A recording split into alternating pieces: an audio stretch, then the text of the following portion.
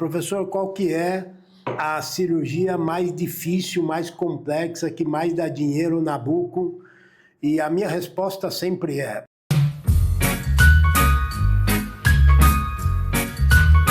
mais uma vez aqui com os nossos podcasts dos Filhos de Lefort, e hoje será um podcast muito especial, porque hoje eu tenho a imensa honra, o prazer de receber aqui um amigo de muitos anos, um colega bucomaxilo que tem praticamente o meu tempo de formação, se bem que eu já tenho barba branca e ele está mais conservado que eu. É um grande amigo meu de muitos anos, cirurgião de mão cheia, muito consciente e uma pessoa para inspirar os colegas mais jovens. É com muita honra que apresento para vocês meu amigo Rodrigo Foronda. Seja muito bem-vindo ao nosso podcast e hoje nós vamos conversar um pouquinho sobre a bucomaxilo e eu quero já começar perguntando para você um pouquinho do seu background, da sua história, como você começou na bucomaxilo, quem foram os seus mestres, por onde você andou? Bom, primeiramente, queria agradecer meu grande amigo, Jorge Borax, de longa data, acho que desde o Tatuapé a gente se conhece, né? Do HU, da fundação, faculdade lá da USP. Queria agradecer a oportunidade de falar um pouquinho sobre essa nossa especialidade tão querida, que eu atuo desde sempre, né? E tudo mais. Bom, a minha formação, falando um pouquinho mais rápido sobre isso, eu fiz faculdade de odontologia, eu fiz na USP, e na USP eu já tinha interesse em cirurgia. Tanto que eu fiz monitoria de anatomia, semiologia, cirurgia, sempre voltado para a bucomaxilo. E aí eu me formei e entrei no HC, eu fiquei 1 ano fazendo estágio no Laboratório de Investigação Médica 8, que era de anestesiologia do HC, e depois eu entrei na residência de buco do HC, e na época eram 2 anos só, fiz 2 anos, e nesse interim também eu fiz a especialização do Bruno Koenig, no ICB. Fiz lá, e aí logo depois eu entrei concursado no HU, da USP, né, do Valdir Jorge. E por estar lá, eu acabei também fazendo a especialização de bucomaxilo pela USP. E aí foi lá também que a gente teve mais contato, que a gente começou, que aí eu tinha a oportunidade de participar de plantões de porta, que a gente chama. Que a bucomaxilo no HC não era de porta, a gente ficava no Instituto de Ortopedia e a gente recebia o paciente do pronto-socorro depois de estabilizado. E no Tatuapé, não, eu tive a oportunidade de ver o paciente que chegava no pronto-socorro e a gente já fazia o atendimento emergencial, né? E a gente entrou muito em cirurgia de neuro, enfim, pacientes realmente emergenciais. E depois disso eu segui minha carreira no HU, fiquei um tempo no HU, depois pedi demissão e comecei a minha carreira em consultório mesmo, né? Sempre fortalecendo o nosso nome na especialidade e começando a trabalhar em alguns hospitais, né? Me estabeleci muito no Hospital Sírio-Libanês, onde eu fui coordenador da bucomaxilo, enfim, tenho a minha clínica perto de lá, atuo muito lá, mas atuando em vários hospitais particulares de São Paulo. Basicamente, hoje, né, eu me dedico à minha clínica, que ela tem não só um espaço de clínica mesmo, mas também um espaço acadêmico, onde a gente promove alguns cursos, algumas mentorias, para justamente ajudar quem está ingressando, quem quer fazer bucomaxilo e tem aquela dúvida, né? Ah, vou para o serviço público, vou para atender clínica particular, monto a minha clínica, tendo convênio ou não. Que dúvidas que nós tivemos, né? E aí eu estou estruturando uma mentoria para justamente ajudar esses recém-formados ou os recém-saídos de uma residência para auxiliá-los em relação ao qual caminho seguir de muitos caminhos que tem por aí, né? Muito bom, eu acho muito interessante essa ideia, Rodrigo, porque o que nós vemos é que os cirurgiões, isso é um problema não só da nossa profissão, da nossa especialidade, mas também os cirurgiões médicos, né? hoje nós vemos todo mundo buscando formações instantâneas, né? Formações relâmpago. E querendo transformar como algo simples coisas que a nossa geração levou décadas para aprender, né? Surpreendentemente, eu encontro colegas que não têm 5 anos de especialidade assumindo casos de alta complexidade na especialidade, como cirurgias ortognáticas, como reconstruções articulares, né? E do ponto de vista educacional e até de orientação, cabe a nós, que já estamos nos tornando a velha guarda, né, da profissão, nós agora estamos nos tornando os formadores de opinião, Sim. até porque já não temos mais 25 anos de idade, né? A gente fala com essa turma mais jovem, mas parece que eles não ouvem, né?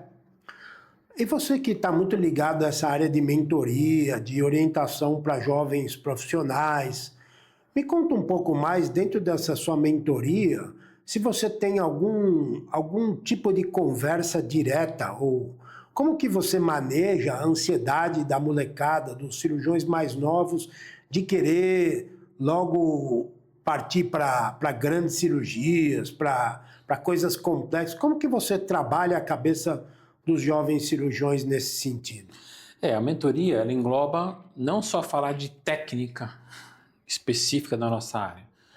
Tem um planejamento financeiro, planejamento de carreira, né, planejamento de marketing, tudo isso é abordado. Do modo que, durante a mentoria, a gente vai o quê? Digamos assim,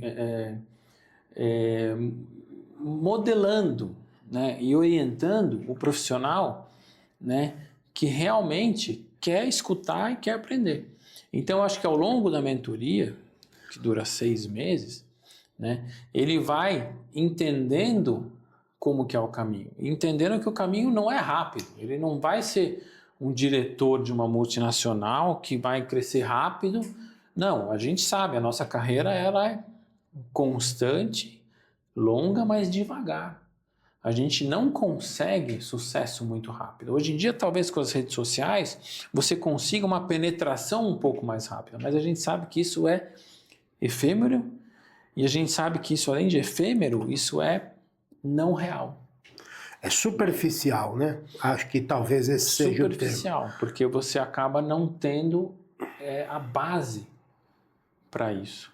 E eu vejo isso quando chegam pacientes no meu consultório que querem ouvir opinião e eles já passaram por 5, 6 colegas e que você se sobressai justamente porque, né, se passar com você, talvez ele fique entre nós dois, porque a gente vai dar uma base diferente. E essa base é constituída como a gente conversou, né? A base que é anatomia, histologia, fisiologia, patologia, semiotécnica, essa base que tem que ser importante, porque é isso que vai formar o caráter profissional do colega para depois ele ir para a parte técnica, começar a entender a parte técnica e todo esse bolo você vai conseguir fazer o que a gente quer, diagnóstico, conduta e resultado, é isso. E nem sempre é cirúrgica, a gente sabe disso. Uma coisa que é muito, muito curiosa é que a rede social e a escalabilidade que a tecnologia trouxe jogou a nova geração no mundo da superficialidade, né? Eu vejo os cirurgiões mais novos, às vezes com uma consulta ou duas, ele já decidiu por realizar uma artroscopia de articulação temporomandibular. Nessas situações, claro, não são todas as pessoas, isso não acontece sempre, mas nessas condições os resultados não são animadores, né?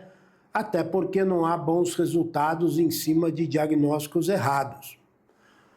Pensando dessa maneira, ainda dentro do contexto da sua mentoria, como que você prepara esses alunos, esses pós-graduandos, nas suas habilidades, nas suas people skills, nas suas habilidades sociais, para que ele sempre tenha que visitar aqueles conhecimentos aos quais ele não pode se esquecer, como aqueles conhecimentos da cadeira básica, de relacionamento interpessoal, saber um perfil acolhedor para o paciente. Como que você treina isso na sua mentoria?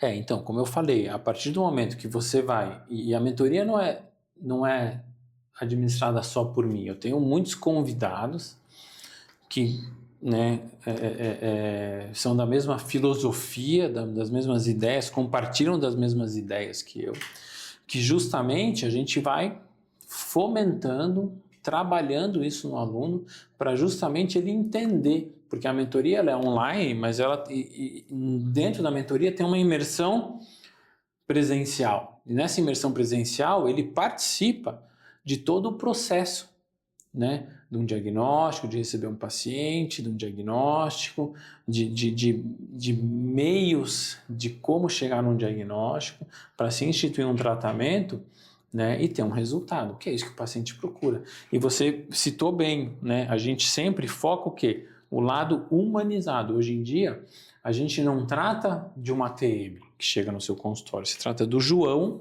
que tem um problema na ATM. E muitas vezes o problema na ATM ele pode ser secundário, você sabe muito bem. Quantos pacientes de zumbido que você trata? Um dos zumbidos é um dos maiores paradigmas da medicina hoje em dia. Quem que sabe o que é o zumbido, qual que é a causa? A disfunção de ATM tem um fator, na maioria das vezes secundário, e às vezes nem secundário.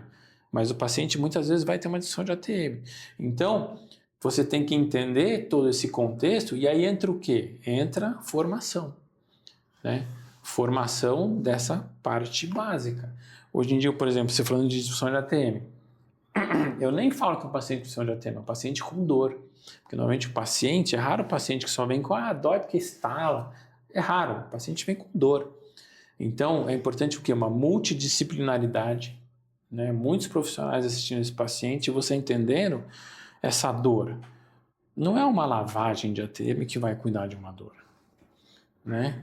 É você trabalhar a parte farmacológica, a parte fisioterapêutica, a fisioterapêutica para controle de dor, depois a fisioterapia de mobilidade, para você ter o que é o paciente com função normal, sem dor, né? Que é o que chama de parte de reabilitação, né? Se você perguntar para mim, quantas próteses de ATM você fez primárias? A minha clínica não é centro de anquilose, não chega a deformidades severas, não chegam deformidades crânio-maxilofaciais na minha clínica.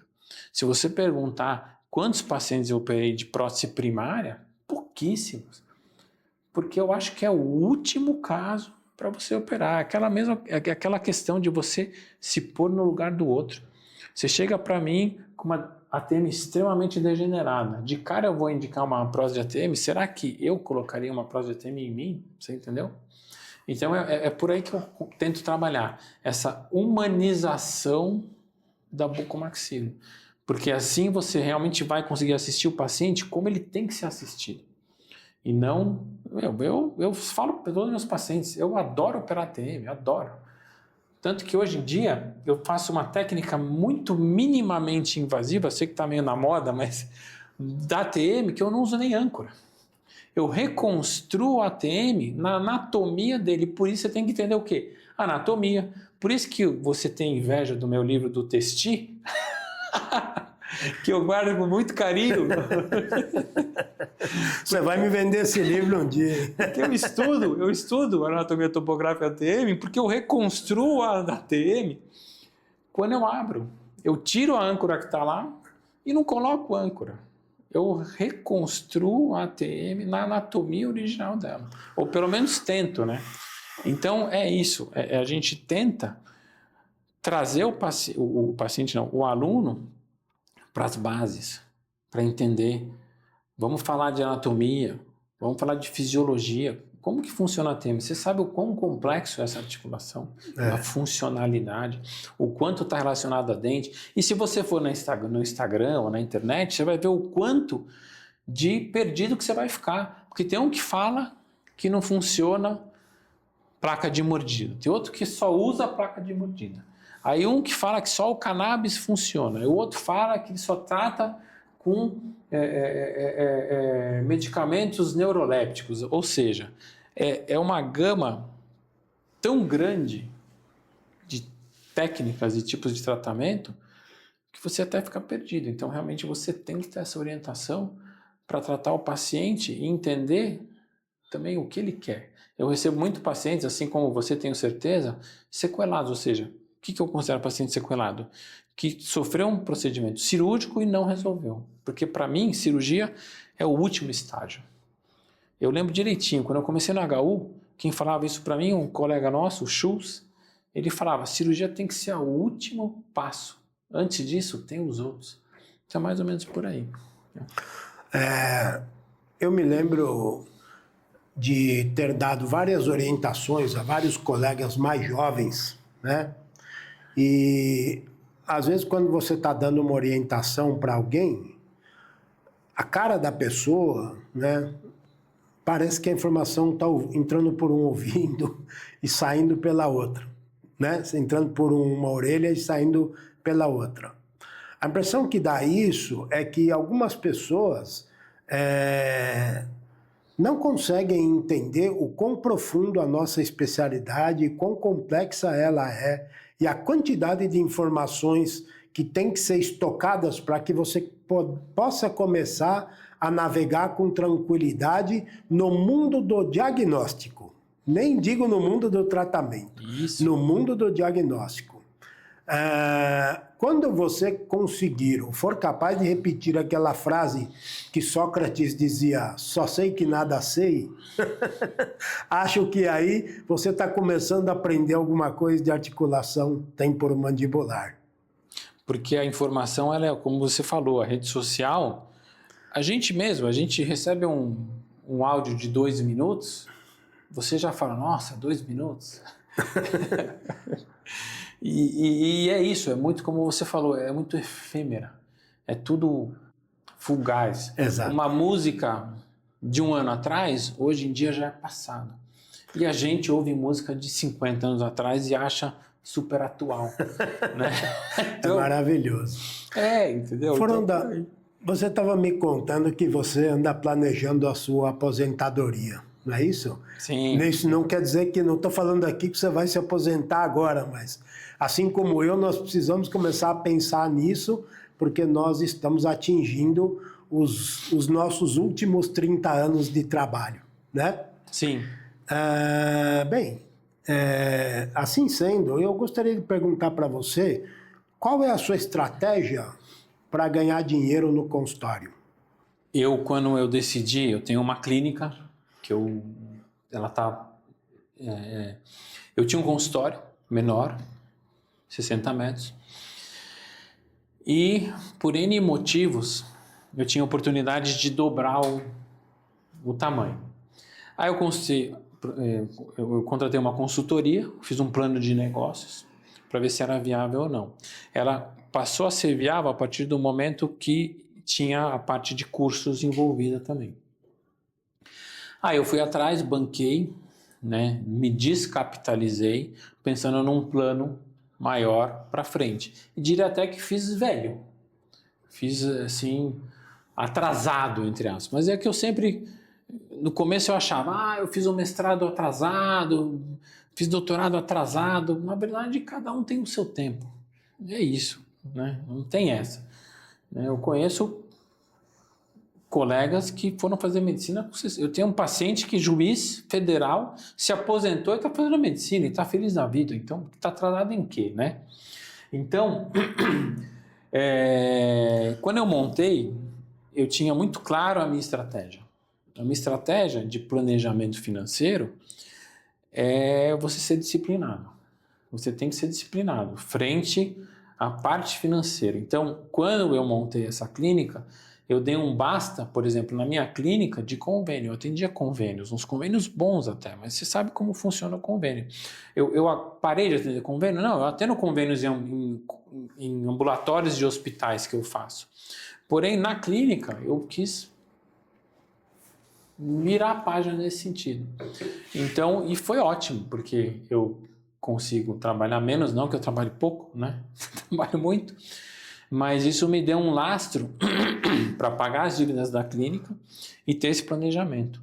Então, o planejamento, ele é, primeiro, financeiro no sentido cirúrgico, ou seja, o quanto, até onde eu quero operar. Né? A gente sabe que a gente tem um tempo de vida para operar. Mas o outro lado é justamente esse que a gente até está conversando sobre isso aqui. Ou seja, o legado que eu vou deixar, ele pode ser uma fonte de renda também. Né? Então, você orientar, né? Não dar aula em faculdade, mas aí que a gente vai usar as ferramentas que nós temos hoje muito bem fundamentadas, que são as redes sociais, a mídia e tudo mais, a gente usar isso a nosso favor para a gente fazer o que a gente gosta, que você sabe que eu e você gostamos de dar aula, a gente gosta de ensinar, mas a gente fazer isso de um modo que para a gente seja saudável, porque a nossa cabeça não vai parar com 75 anos, mas talvez a nossa mão esteja já tremendo um pouquinho, né? Então, isso vai ajudar a gente, né, a ter essa, entre aspas, aposentadoria tranquila. Então, no momento, planejamento financeiro, e minha mentoria fala sobre isso, que a gente fala da árvore da vida. Onde você pode arriscar mais, onde você vai aplicar, reserva de emergência, isso tudo está muito fundamentado, né?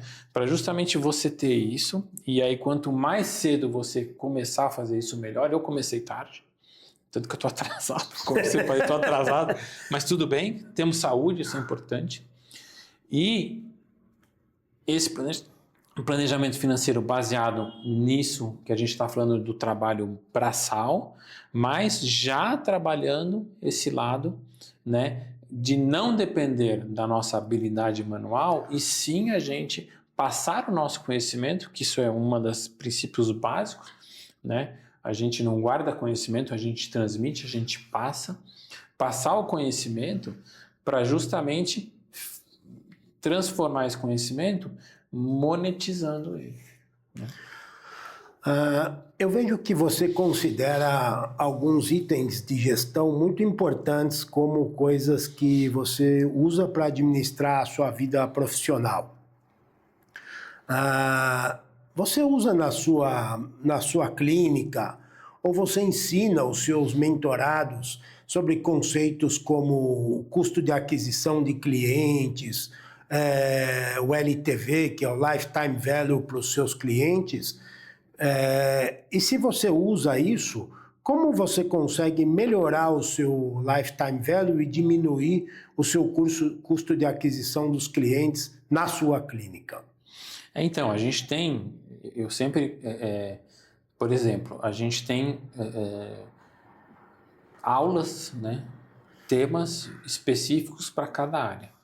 Então, a parte de marketing, a parte de planejamento tributário, né, tudo isso é fragmentado, né, para pessoas muito especializadas falarem sobre isso, né? Inclusive, eu posso até te convidar a falar sobre esse tema. Será um prazer. Porque são temas muito relevantes. Hoje em dia a gente tem que levar em conta tudo isso para justamente a gente dar uma maior orientação, melhor orientação possível para o mentorando sair com a consciência de que valeu a pena. Não adianta nada você, entre aspas, vender um curso e ele sair frustrado, sair chateado, esperava mais. Né? A gente realmente tem essa estratégia de realmente entender que, valeu a pena. Qual é, na sua opinião, o procedimento cirúrgico da nossa especialidade mais rentável atualmente? Mais rentável? Então, aí depende muito do seu posicionamento estratégico, como eu falei. Porque, vamos falar de oral menor. Se você for para o lado de convênio, né, o que paga mais é o implante dentário, que não é coberto pelo convênio na maioria das vezes. Então, na oral menor é o implante dentário. Né? Agora, e as reconstruções, né, que vêm junto do pacote do implante dentário? Agora, como eu te falei, se você se posicionar, né, na nossa especialidade, pensando em cirurgia oral maior, sem dúvida é cirurgia ortognática. Só que a gente tem que pensar que a cirurgia ortognática, hoje em dia, não é simplesmente tecnicamente saber fazer a cirurgia e é isso daí. Eu tenho pacientes meus de 20 anos de acompanhamento, que eu ligo e falo, vem aqui tomar um café, porque já é amigo, né? Não é mais consulta, eu nem cobro consulta, eu quero que ele vá para entender se ele está bem, para eu entender se o meu planejamento lá atrás, que hoje é diferente do que eu faço hoje, deu certo, se está estável, se tem resultados, se o paciente está feliz, isso que é importante. Então hoje, pensando no quanto é difícil a cirurgia ortognática, porque você lida com algo muito íntimo do paciente, e muitas vezes o colega não entende isso, acho que é só quebrar a mandíbula e colocar numa nova posição, não é nada disso, é muito mais que isso. Então, apesar de ser difícil o acompanhamento, eu faço questão de ver semanalmente, faço mecânica ortodôntica para justamente ficar estável a mordida, para entregar para o ortodontista de um jeito mais estável possível. Apesar da dificuldade, eu acho que se você trabalhar como se deve trabalhar, eu acho que hoje a cirurgia ortognática é algo muito rentável, apesar do trabalho. Agora, se você pensar, na minha clínica é rentável, eu vou ser muito sincero, o dente do siso. Porque eu só recebo dente difícil e aí você tem que se posicionar em relação ao valor financeiro. Então, acaba sendo muito rentável porque é uma cirurgia de poucas complicações, né?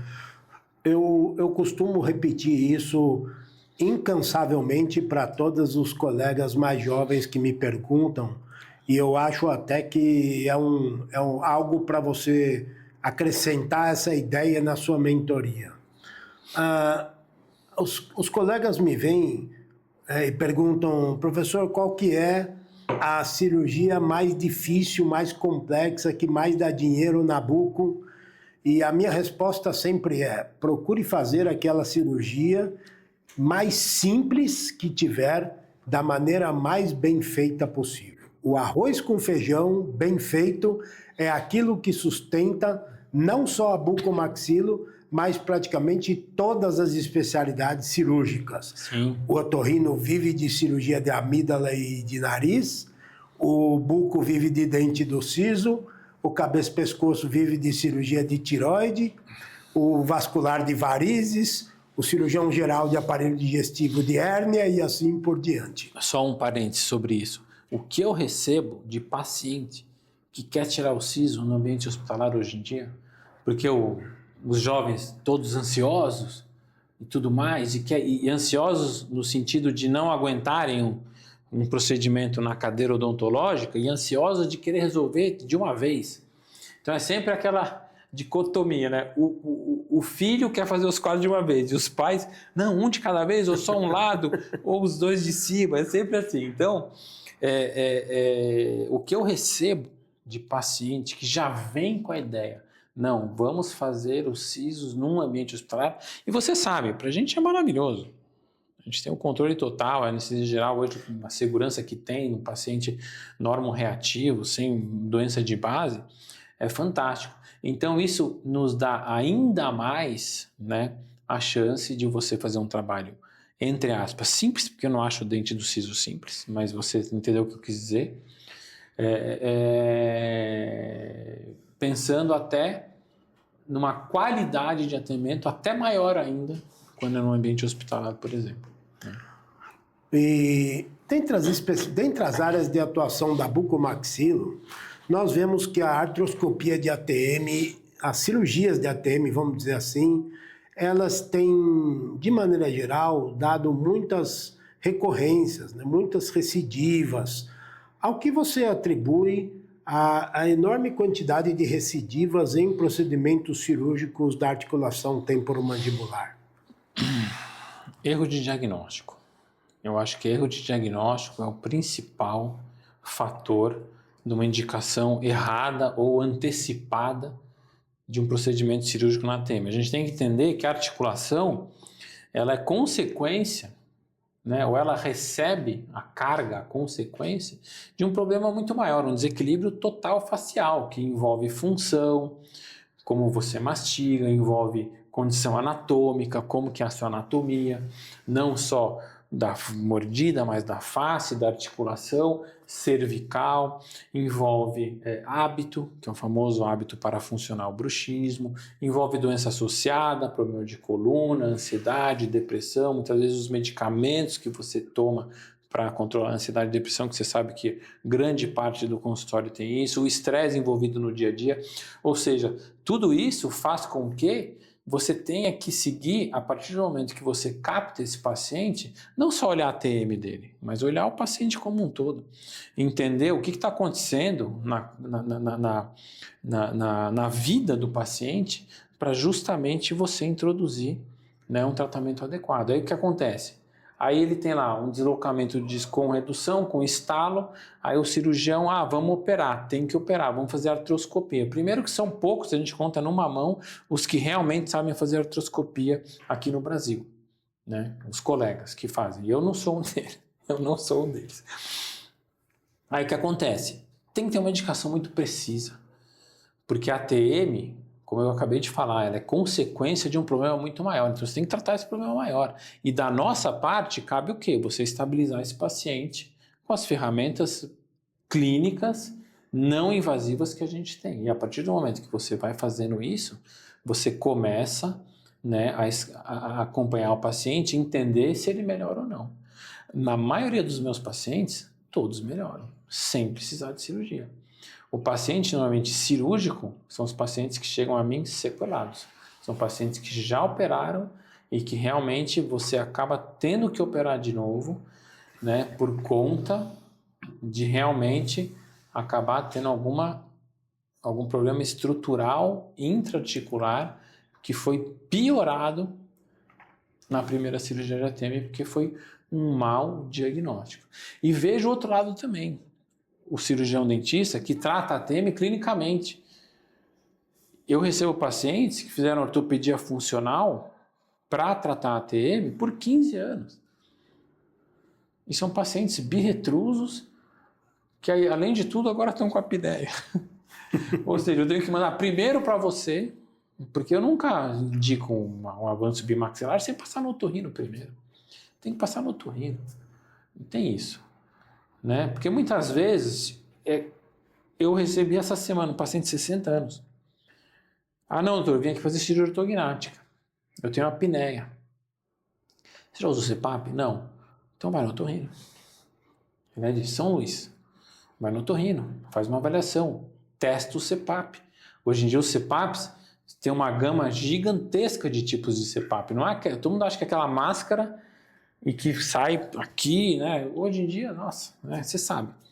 Então, eu falei, testa o CPAP, por que eu vou te operar com 60 anos? Fazer um avanço bimaxilar, um paciente de 60 anos, uma ortognática, cirurgia extremamente complexa, por mais que hoje em dia vendam que é minimamente invasiva, não é tão complexa assim, não é bem assim, você sabe muito bem. Então, é isso, eu acho que o que é ruim, o que é errado, é o diagnóstico errado, e a gente cai naquela mesma discussão que a gente estava tendo no começo da conversa. Volte às bases, estude mais um pouquinho o livro de anatomia, o livro de fisiologia, né, o livro de diagnóstico, de semiotécnica, para justamente você entender onde você está pisando. Nós vemos aqui, isso eu quero deixar bem claro para vocês que estão aí assistindo a gente, praticamente todo mundo que vem aqui roda e acaba caindo no mesmo comentário. É necessário estudar. É necessário estudar todos os dias, cada vez mais, e conhecer as bases do conhecimento, conhecer anatomia, conhecer fisiologia, fisiopatologia, mecanismos de doenças. É necessário conhecer o que é uma articulação saudável antes de conhecer algo patológico, para você poder entender o que pode ser tratado, né? Senão fica aquela sensação daquele efeito Dunning-Kruger, né? Que a pessoa tem a percepção ou a impressão de que ela sabe mais do que de fato ela realmente sabe, que não é nada. E a gente é síndrome do impostor, né? A gente sempre acha que precisa estudar mais, porque a gente acha que né? Eu sei Fala, de que nada fala para sua audiência.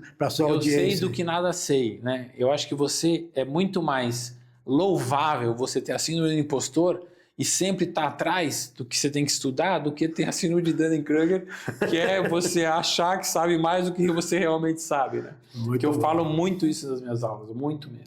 Muito bom.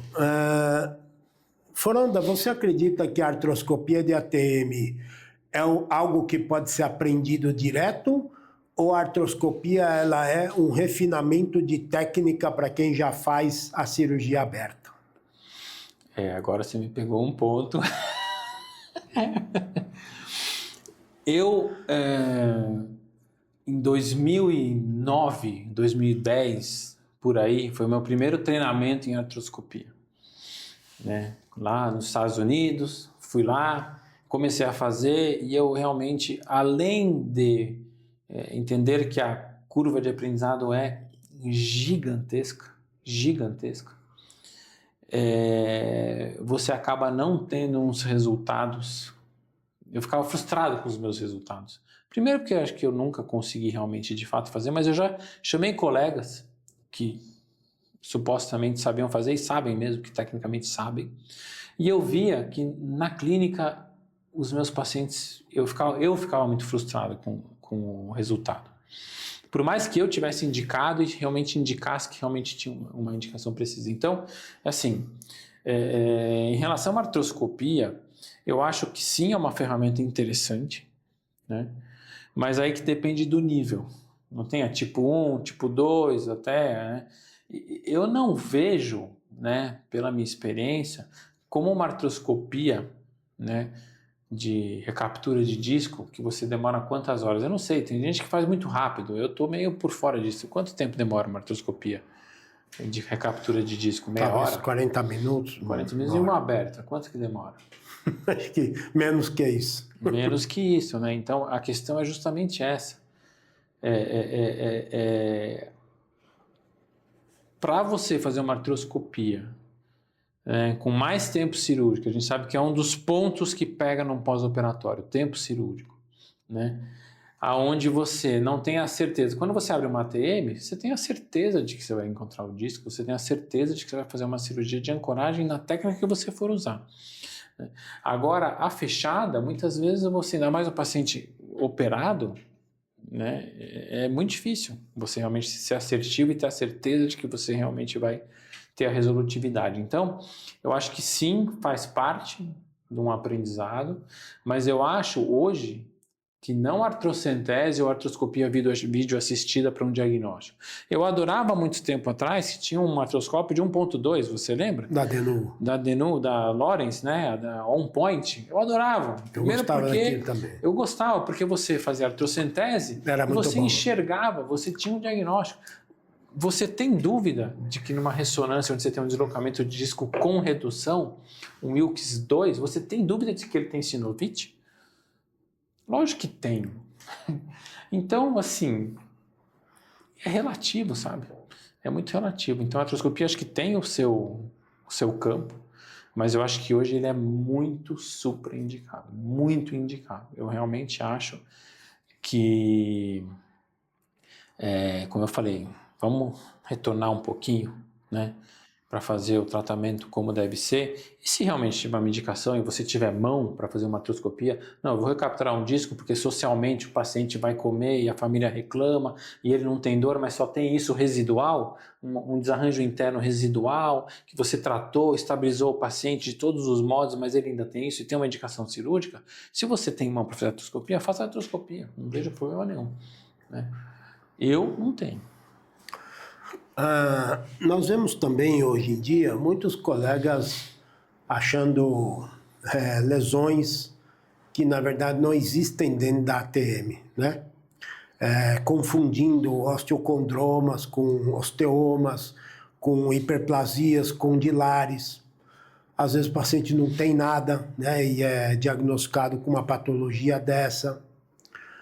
Eu pergunto para você, é muito difícil, eu vejo isso na minha prática diária, e você deve ter isso também, desindicar uma cirurgia que alguém indicou. talvez seja um dos maiores desafios da nossa especialidade ou das especialidades cirúrgicas, é desindicar uma cirurgia que outro colega indicou, porque você, por exemplo, pode não concordar com o colega. Quais são os principais argumentos que você utiliza para mostrar para um paciente que ele não tem indicação cirúrgica, ou seja, para desindicar uma cirurgia que foi, na sua opinião, mal indicada? Específico de ATM. Por exemplo. Eu gosto muito de explicar, e eu dou uma aula para o meu paciente, tanto que minha consulta tem mais de 1 hora, com certeza, onde eu explico como que é a dinâmica da ATM dele. Entendo que eu explico o que é tudo, o que ele tem, né? Como que a gente vai tentar resolver. Por que tentar? A gente sabe que a gente não tem a certeza de tudo. Vou fazer isso e vai dar certo. Então, eu tento explicar para o paciente, né, o quanto, no caso realmente de desindicar uma cirurgia, o quanto eu acredito em outro tipo de tratamento que, num primeiro momento, não é cirúrgico. Porque eu acho que esse é o caminho, né? Então, é muito isso. Eu tento orientar e explicar ao paciente, né, o quanto... Porque você sabe, qual que é a indicação imediata de uma cirurgia de ATM? Deslocamento de disco sem redução, com limitação funcional severa e dor, que não passou com nada. Essa é a indicação de uma lavagem. Talvez uma artroscopia? Sim, talvez uma artroscopia. Mas é isso. Você vê outra indicação? Ou, como você falou, não, você tem um osteocondroma. Né? Você tem uma... Desculpa, eu dou risada, porque... Cara, eu nunca peguei um osteocondroma. Tá bom. Eu operei um paciente há 1 mês atrás que ele tem uma síndrome da hipertrofia unilateral idiopática, ou seja, ele cresce um lado inteiro, só de um lado. Talvez síndrome de Paris-Romberg? Não, ele tem uma síndrome, é muito rara, muito rara. Falei com o ortopedista, ele operou 15 vezes, não tem nem 18 anos. Esse paciente eu fiz a condilectomia alta. Por quê? Porque é um paciente que numa idade ainda jovem, mas estava com uma assimetria absurda e com problemas sociais envolvidos. E eu fiz por quê? Porque por mais que você não sabe que não tem um exame padrão ouro para diferenciar crescimento condilar, né? Para fazer a comparação. Por mais que não aparecesse, e foi muito simples, eu justifiquei e o convênio, no caso, liberou de primeira, porque era de fato, olha, ele tem a doença, ponto, endócrino, reumato, lá escreveu. E aí eu fiz a condilectomia alta, mesmo não tendo um sinal de assimetria condilar e tudo mais. Mas é aquela história, quem que me deu isso? A bagagem da vida junto com o quê? Com a base. Né?